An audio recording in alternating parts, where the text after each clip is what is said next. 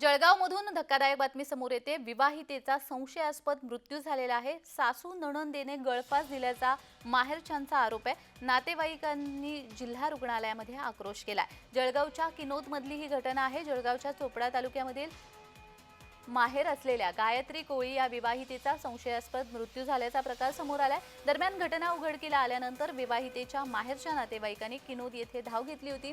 यावेळी तिच्या अंगावरती खुणा आणि जखमा आढळून आल्या होत्या। तसेच विवाहितेची सासू आणि नणंद यांनी तिचा गळा दाबून खून केल्याचा आरोप मयत महिलेच्या माहेरच्यांनी केलाय। सासू आणि नणंदेनं गळफास लावून तिची हत्या केली असल्याचा आरोप नातेवाईकांकडून करण्यात येतोय। जिल्हा रुग्णालयामध्ये या नातेवाईकांनी आक्रोश केलेला आहे। संशयास्पद मृत्यू या महिलेचा झालेला आहे। जळगावच्या किनोदमधली ही घटना आहे। काय घटना आहे, काय विषय? त्यांचं घर बांधणं चालू होतं, ते पैसे मागत होते तिला। आम्हाला दुपारी फोन करला होता, सकाळपासून मारी राहिली ते तिने पैशांसाठी मारत होते ते, तिच्या घरच्यांना बी मारलं तिले। कुठली घटना आहे? बिना माहिती लेकरू होतं, माय आठवत नाही तिने।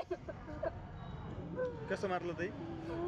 त्यांना नल्ली दाबी दिली ना, नंतर लटकाई दिली तिने। पहिले मारहाण केली त्यांना, पोटात मारलं, वनाने ती पोत तोड टाकली, तोंडावर मारलंय, नंतर लटकावून दिली तिला फाशीला।